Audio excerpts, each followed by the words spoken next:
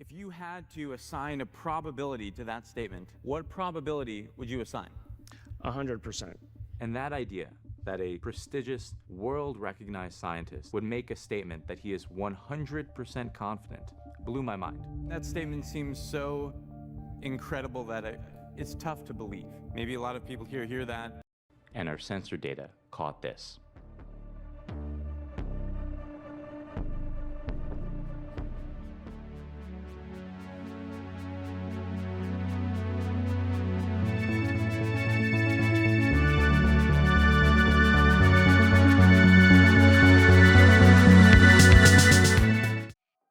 We've broken the UAPs down into 9 classes or types. Some of these classes may be the same UAP under different flight configurations, but at this point, given their behavior, we're confident they don't align with conventional or terrestrial explanations. Each UAP class has different characteristics. Some shimmer, some tumble, some spin. Some look like they're alive and they just fly like a living object in the sky. UAPs are extremely hard to image. What is seen with the naked eye is generally not what is seen under camera. The Class 1 often spins, tumbles through the sky. Craft looks like a black body.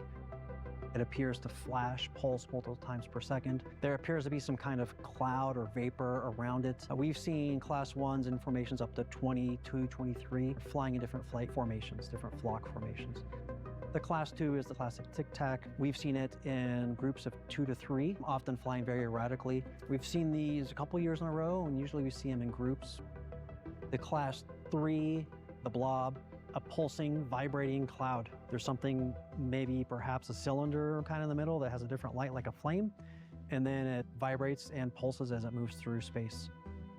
The Class 4 is your orb. We've only seen it in infrared. But the Class 4 seems to only come during certain activities in conjunction with perhaps the Class 1. We don't have enough data yet to confirm. The Class 5 we call the manta ray. It seems to tumble and rotate as it moves through the sky. Class 6 is bright star. That one vibrates very, very fast. It literally looks like a crystal in the sky. The Class 7 is the jellyfish. It's probably about 2 meters across. The head is purple and black in color, and then it has tentacles. The Class 8 we call the hornet. It looks very similar to the Class 7, the jellyfish, except for it's bigger, and it's almost like a jellyfish carrying something. And then the Class 9 is the egg. The Class 9 isn't something we have a lot of data on. It's very limited. We have it as Skywatcher during our California event. It's an emerging class, and we have strong evidence that it probably exists, but we don't have data to concisely describe it. Skywatcher Part 1, The Journey Begins. Part 2, Mapping the Unknown. So Part 2 hit this week. I think kind of early in the week. Let's see, when's this video? 5 days ago. So like early in the week. Ufology, UFO Twitter goes nuts. Inside of this is Part 2, Mapping the Unknown. Inside of this video, 26 minutes long, they got, at least a very tiny short clip of 9 different UFOs that they classed out. I think it's pretty easy to get to, like right here. That's good. So they got their 9 different UFOs, UAP classes: Tetra, Tic Tac, Blob, Beam, Manta Ray, Bright Star, Jellyfish, Hornet, Egg. They got a lot of, Skywatcher is doing a great job with Ross Coldheart and et al. Of blitzkrieging the media, not just the ufology media and the UFO Twitter, but also some regular media, some mass media, some mainstream media. So they're getting the clicks, they're getting the hits, they're getting the attention. And so ufology, UFO Twitter, has been saying, "Oh, this is awesome," for mostly just the rah-rah, just cheer everybody, go along to get along. That's the main kind of support that Skywatcher gets, is that, oh, at least they're out there doing it, they're doing a good job, they're participating, they're, pushing the envelope. in some way. And then, it's got the high production value. It's got a lot of production, a lot of high production. So it looks good, it feels good. They hadn't really put anything out until now.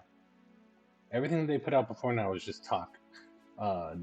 Video 1, part 1, The Journey Begins, it's just talk. This is just this guy who's in charge, whoever he is. Alex Cloxus, maybe? I'm not sure.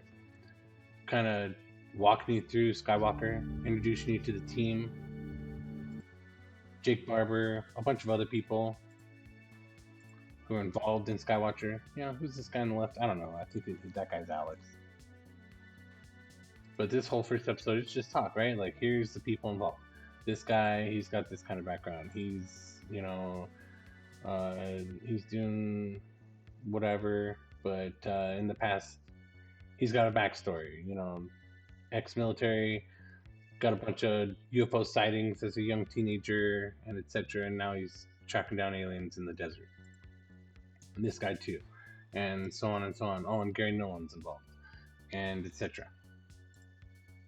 Right, and this guy says, I talked to Gary Nolan. He said 100% sure that there's aliens, and he thought that was so amazing that a modern conventional scientist guy would say that there's a 100% chance that he had to get him involved in SALT, get him involved in Skywatcher, and keep him involved. And so that's the first episode. Here's all the people. Here's all the personalities. Here's all the money. Here's all the great production. And they got good stuff happening, right? They got razors. They got all-terrain vehicles. They got helicopters, drones, cameras, sensors, bases. They're doing a good job with the audio, with the music, with all the different B-roll and the cuts and the interviews of the team. So they haven't produced anything, and that was always what everyone would say. We didn't even have to get into the details of anything, like, what does it look like? What are they doing? Where are they located at? What exactly are these guys even up to? Who even cares? Because, like, all they're doing is putting out videos of themselves talking to each other. Until now. Now they drop a 26-minute video with 9 different UFOs in it. And they say it's way more than 9, because it's like 200 and something, 300 that they've tracked and videoed and got data on, and they fall into these classes. And so now you can watch about all of them, and they show all 9 of them real quickly right now. So now they have put up. Now they put out their UFO videos, and so Ufology UFO Twitter is coming back with either the rah-rah support, get along to get along, and then there's the other half, which is the debunkers, of course, which they say, well, this is all trash for the same reasons that they always say. And then the rest of ufology, which is saying, whoa, these videos suck. And they don't all suck 100%, but they're all kind of sucky.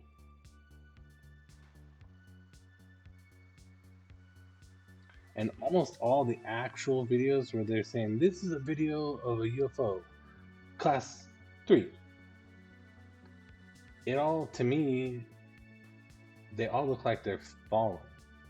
There's no explanation. There's none of their sensor data or radar data or any of their stuff that they say they have is being used in conjunction with these videos to show us any more of the story. Like, I'd like to see if the thing is just like hovering there or falling or flying by. So they don't really show that. Like, there's people on Twitter who show you the path of birds as they fly by their Ring camera that they've cataloged over 10 years to show you, here's the 1,500 different ways magpies fly. Right, and they've used cameras and AI to figure out what, ravens are saying to each other. So, like, ufology is not very impressed as a whole with these videos. Russ Coldheart, when he was watching him, when he was talking to Jake Barber most recently, he was saying, okay, this is something, which is true, this counts, this is something, even if they are crappy videos, they're doing a lot of science. And that's what I was saying, like last week, I was saying, well, they're doing a lot of science, they're coming up with a lot of paragraphs, and a lot of terms, and a lot of video of them driving around, strapping on all sorts of cool gear, explaining all their cool stuff. So they're definitely doing that. They're doing a lot of science, but we still don't have any videos of UFOs. And then, BAM! Here's the videos of UFOs. Even if they kind of suck, even if they're sucky videos, here's the videos of the UFOs. Here's 9 UFOs, bitches. So that's true. It's really popular. And, you know, even though the videos of the UFOs, the Skywatcher video, you know, video 2, they put a lot of production to it. This is a good watch. It's a quick watch. And so the Skywatcher stuff is conventional. It's ultra relevant. It's kind of fun. Sometimes it's hard to watch through it, but rarely is it very long. Like, you can go watch 2 hours of Jake Barber on Jesse Michaels, but you don't have to. You can watch like 5 minutes and then skip to these videos. So it is a big kudos, even though the videos aren't wonderful. It is a big kudos that they did put them out. So now we can just say, well, they're shitty videos, and what we want to see on top of the videos is all the other data that goes along with these individual specific encounters, so that we can say if it's flying or floating or falling, and all the other things, right? And so the debunkers have mostly just said, well, everything that you guys showed looks like a balloon or looks like space debris or air debris. And that's fine. I guess one of the main attack angles has also been to go find where they've been doing the videos, because they wouldn't divulge that, they wouldn't put that out there. And so they found them, and they found out that they're right next to not just one place, but a whole bunch of places that do stuff like launch balloons all the time out in the desert, which is one of the arguments that we were having a week ago on ufology on UFO Twitter. Was, is there just balloons floating around in the desert all the time? And the debunkers are saying, well, yeah, there's a video one. But it turns out, as we triangulate down on where Skywatcher has been operating, that they are operating out in the desert right next to places that launch balloons and other things all the time. Drones, airplanes. They're around military stuff. So they're not in a place that has very low air traffic.